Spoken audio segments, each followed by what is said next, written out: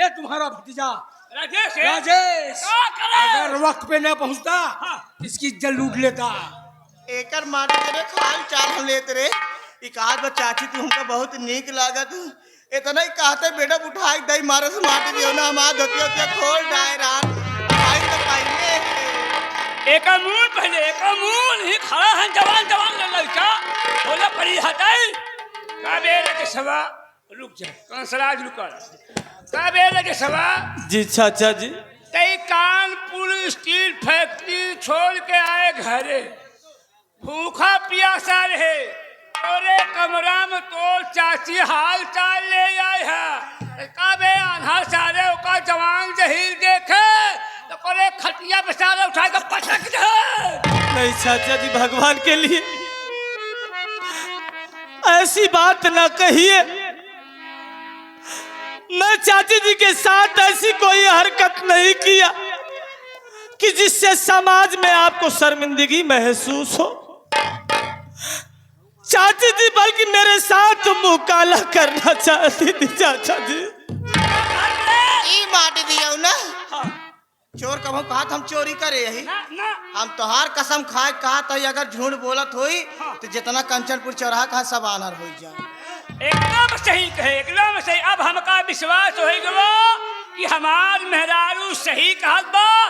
ई रजसवा साल जवान जहीर देख के काबे तो हम बियाह करे बढ़िया से मेहरारू लिया है तो ले साथे कई दिन आपन ना देख पात हमारे खंथा उतारे लागे।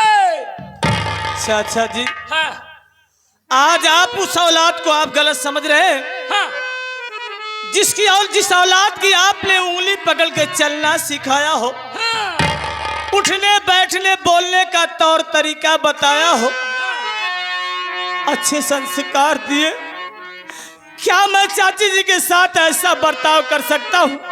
नहीं चाचा जी मैं भगवान की कसम खा के कह रहा हूँ चाची जी मुझ पे इल्जाम लगा रही है।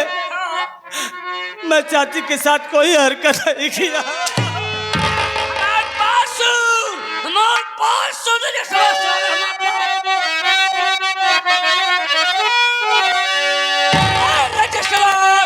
मेरी बात सुन गौर से लेकर तू निकल जा घर से अभी आना घर में दोबारा कभी भी नहीं लेकर तू निकल जा घर से।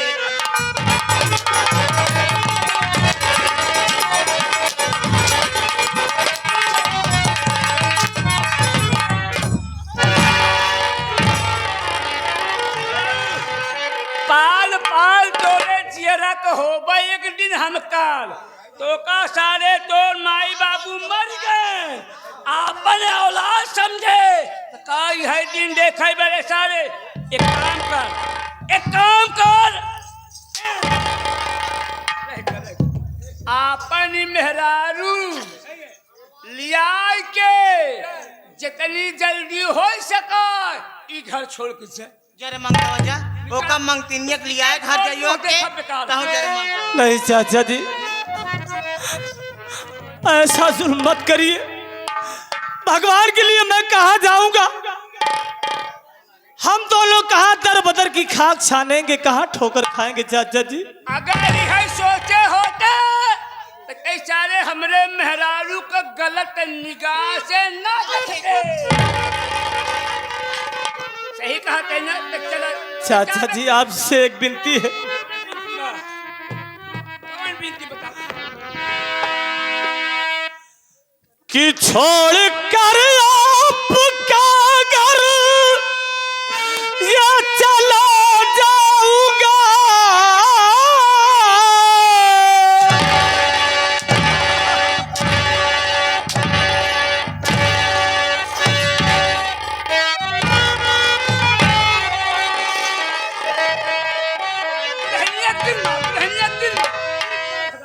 कि छोड़ कर आपका घर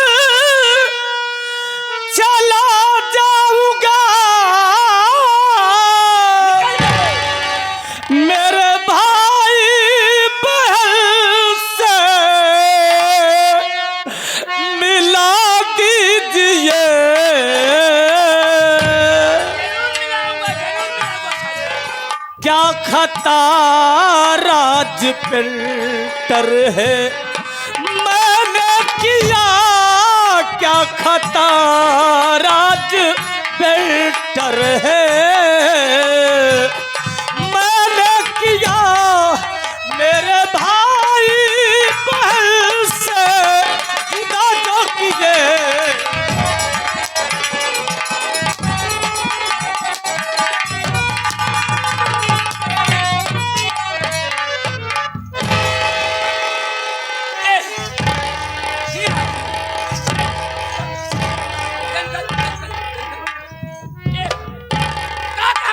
चाचा जी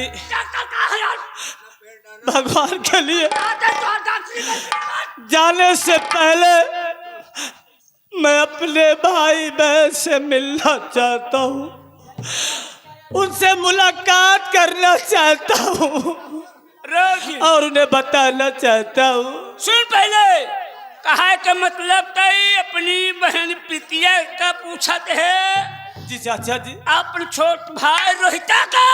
जी चाचा जी। तोरी की नाय हम नमक हराम नाय ही पागल सहरे, हम अपन बेटवा रोहित का प्रीतिया की। हाँ प्रीतिया का कानपुर शहर में यूनिवर्सिटी में नाम लिखाए हुई पढ़ाई कराता है। समझे रे माटी दिया ने किरा हवा 10,000 महीना दे था। जानता हूँ चाचा जी, जानता हूँ। 10,000 महीना उन्हें पढ़ाते हुए। चाचा जी मैं आपका घर छोड़कर बेशक चला जाऊंगा, लेकिन मेरे भाई बहन का हमेशा ख्याल रखना।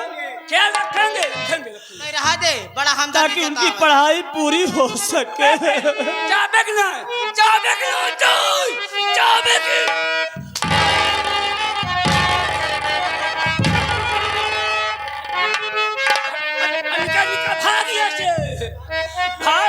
भगवान प्रिय राधिका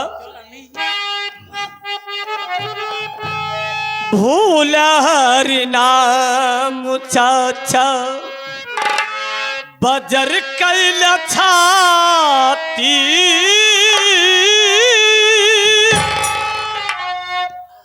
हमारी महलिया छूटे अब रहा दिन राती।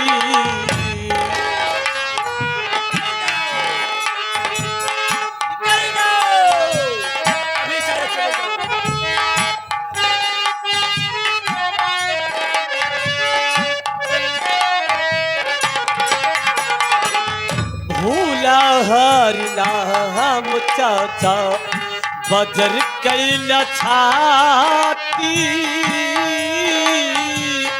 छूटल जाला बपुआ हमरे बाबुल के खाती।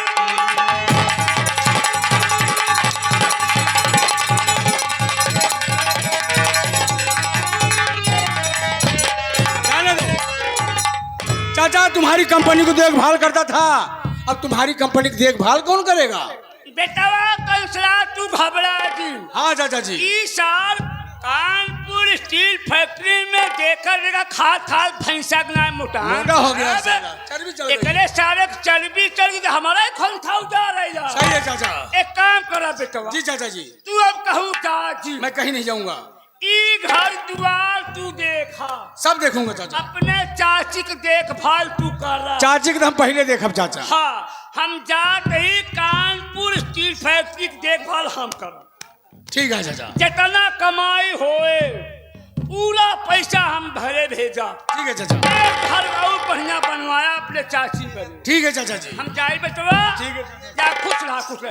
ए रुपया रे हम जाते ही कानपुर शहर जाए भैया हमार देखभाल करी। हाँ कल सलाद के लिए आए के कौनो कष्ट हो तकलीफ हो फोन की है। ठीक है हम फोन कर तुरंत आपको बता। कंचनपुर वाले ध्यान है।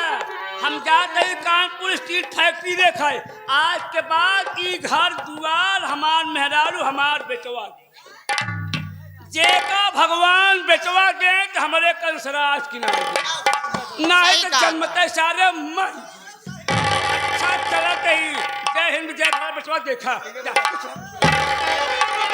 जा बाबाई, जैसे मैंने कहा था वैसे हो रहा काम है। वैसे होत बा। बच्चा है बुढ़ा, एक दिन इसे बीमार कर, इसकी सारी दौलत हम अपना अपने लेंगे। नाम कर लेंगे, चिंता करने की कोई बात नहीं। ऐसो आराम करेंगे। आप लोग शांति मनाइए, खेल मजा बहुत आएगा। जी हाँ। कौनो दिनवा शिकार हो जाई,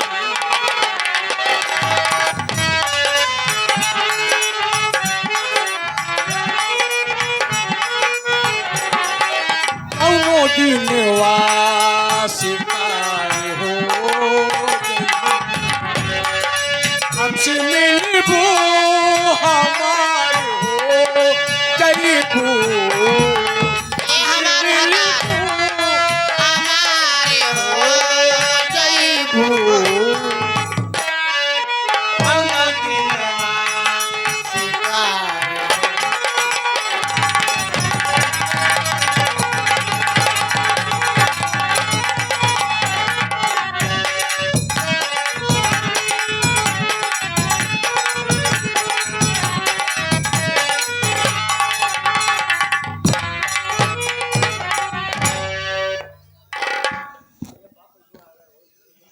दीदी, आखिर बात क्या है दीदी?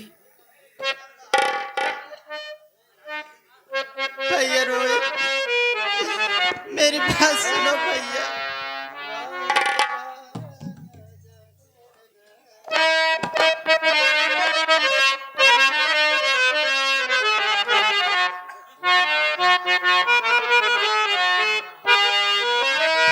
कि राह चलाना जाए रोही,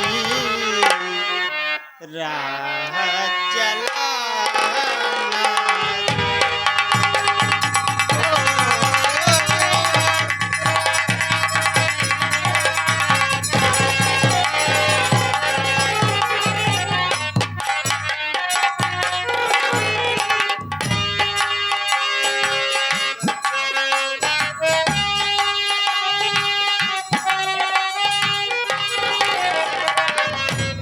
कहती बहना है तुझसे भूख लगी जो रोसे मुझको, कहती बहना है तुझको भूख लगी जो रोसे मुझको, सर मेरा चकराए रोहित, राह चलाना जाए,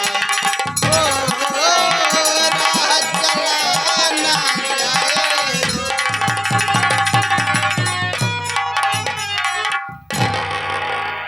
दीदी, भैया रोहित, बड़ी जोर भूख लगी है भैया, राह चला नहीं जाता है भैया।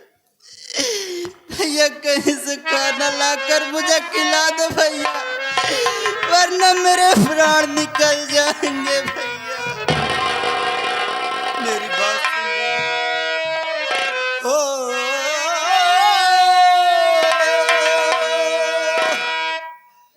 बसती नजर है आती है दीदी,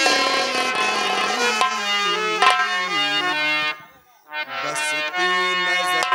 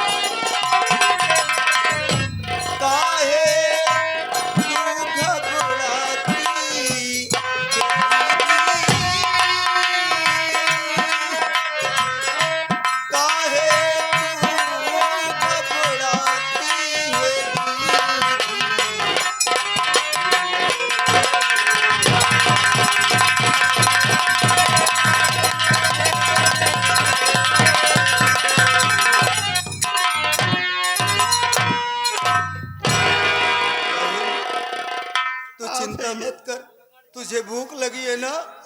भैया तो इसी पेड़ के छांव में बैठ, मैं जा रहा हूँ। सामने बस्ती दिखाई दे रही है, उस गांव से तेरे लिए खाना पानी लेकर के आऊंगा, लेकिन यहाँ से कहीं जाना मत। भैया बहुत जल्दी आना भैया, वरना अपनी बहन को नहीं देख पाओगे भैया। ऐसी बात मत बोल। जिंदगी से जंग जीत लेंगे हम, दीदी गर तेरा साथ हो। जिंदगी से जंग जीत लेंगे हम, दीदी गर तेरा साथ हो। हंसते हंसते हम सहले हर सितम, हंसते हंसते हम सहले हर सितम, हाथ में जो तेरा तो हो। जिंदगी से जीत लेंगे हम, भैया अगर तेरा साथ हो।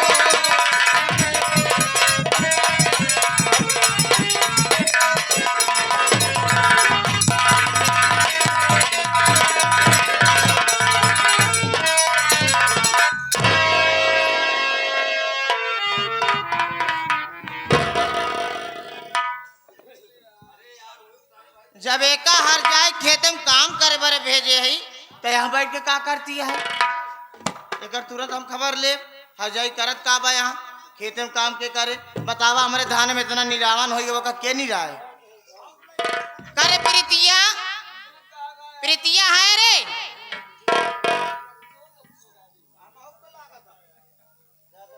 हाँ चाची बा। कहे रोवत है रे? हाँ जब खेत में काम करे भेजे रहे हर जगह, यहाँ का करती है रे? बताओ। चाची मुझे बहुत जोरों से भूख लगी है चाची। मेरे भैया गांव में गए हुए रोटी मांगने के लिए चाची। भूखान यहाँ का आज तो का ऐसा खाना खिया भर जाए हम कि अपने जिंदगी में अपने सपने में न सोचे रहे कैसे खाना हमारा चाची हमका खिए हैं। अपने सपने में न सोच रही होगे।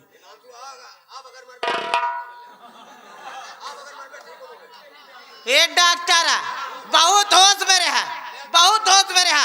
ये हमारे घर एक बात हम चाह जोड़ के तू के हो तो बोले वाला के है? तू के है? सारी डॉक्टर आई तो आज छोड़वाई देव हम, जाने की नहीं आते हर जाई सपना देखे लायक रहबे ना करबे, सोचबे का रंडी रे।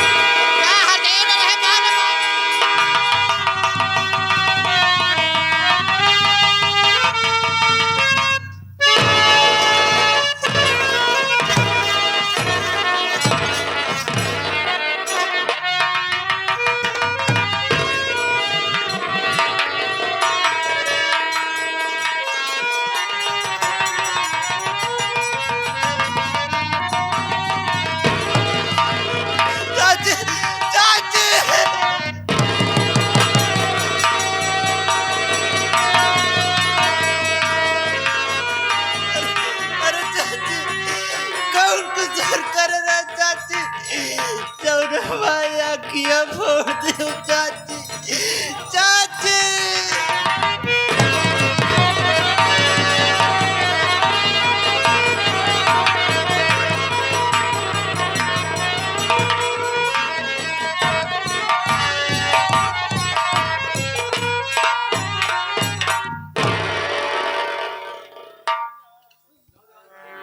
हे भगवान, लगता है मेरी बहन भूख के मारे बेहोश हो गई है। भूख प्यास से तड़प रही है मेरी बहन।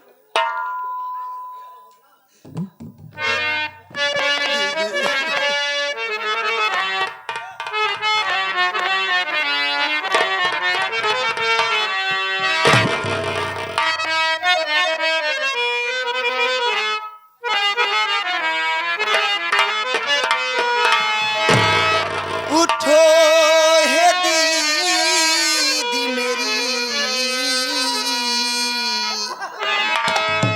रोटी लेके आया।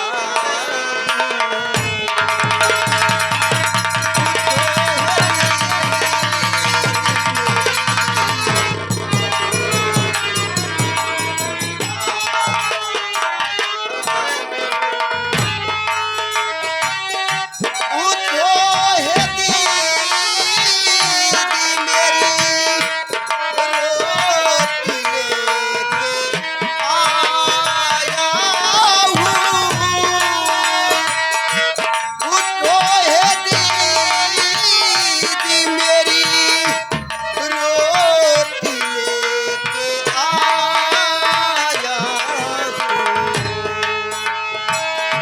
इसको खा लो बड़ी मुश्किल से खाया।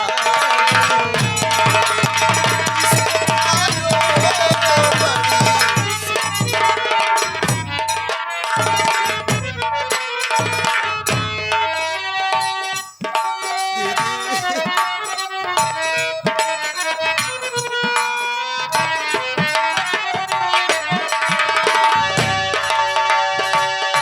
उठो हे दीदी मेरी, भूख बुझा लो अपनी।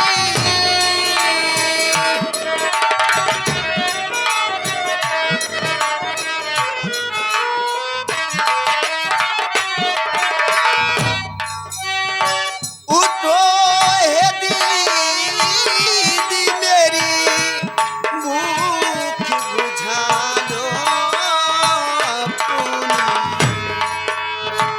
इसको खा लो मैं बहुत दूर चल के आया हूँ। इसको खा लो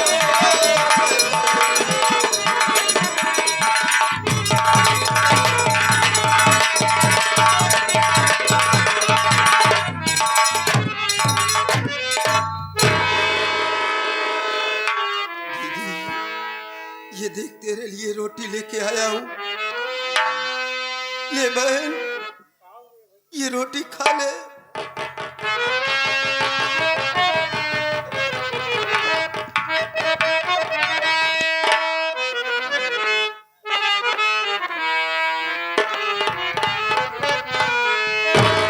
कहाँ है रोटी मुझे ला के खिलाओ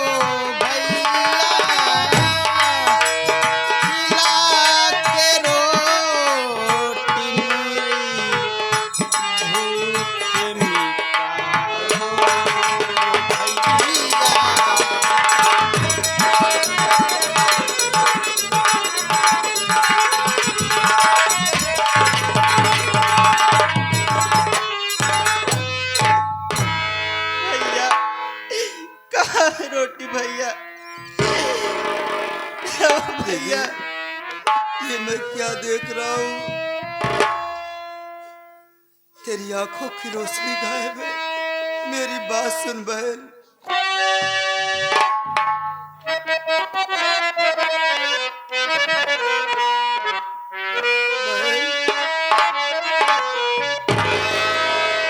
कैसे अखिया के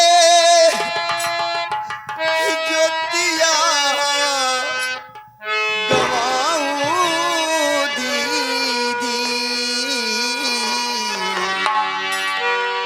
हो कैसे अखिया के ज्योतिया गवाऊं दीदी, सही सब बताऊं दीदी हो। कैसे अखिया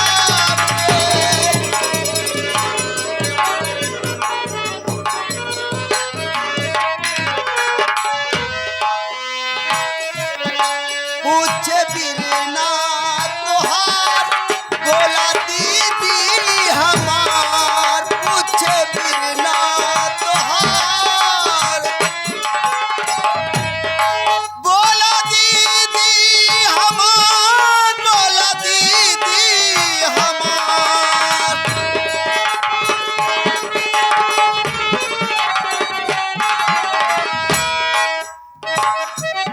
हाल बिरना से कुछ न छिपाऊं दीदी,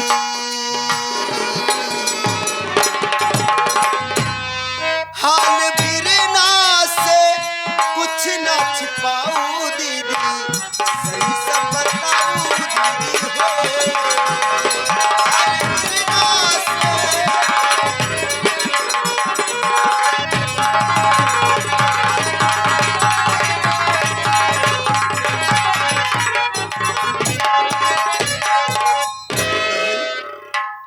आखिर तेरे आंखों की रोशनी कैसे गायब हो गई?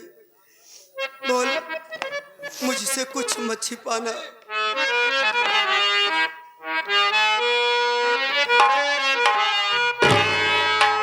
चाची अखिया के दिहली फुड़ाई बिरन, सही सब बताई बिरन हो।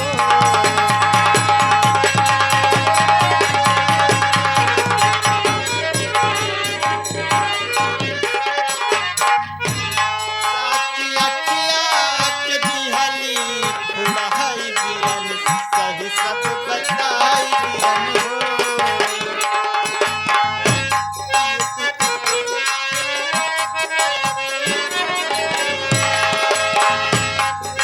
किस्मत है मोर चीनी अखियन की बात फूटी।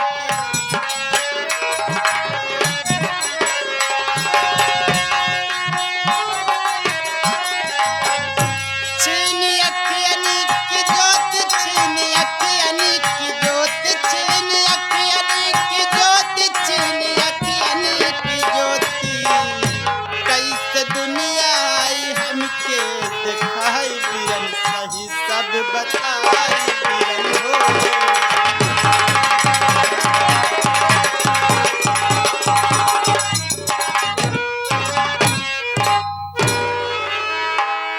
दीदी, चाची तेरी आंखों की रोशनी छीन ली। भैया चल बहन, यहाँ नहीं रहेंगे, बहुत दूर चलते हैं यहाँ से। ये इलाका ही भैया। छोड़ देंगे हम। अब तो मेरी आँख भी नहीं रही भैया, अब तो मैं आपके सर का और बोझ बन गई हूँ भैया। नहीं बहन, मुझे छोड़ दो भैया, मुझे मर जाने दो भैया। नहीं बहन, ऐसी बात मत बोल। अभी ये तेरा भाई जिंदा है। बहन चल मेरे साथ, ये गांव ये इलाका छोड़ करके बहुत दूर चलेंगे बहन, चल बहुत दूर चल।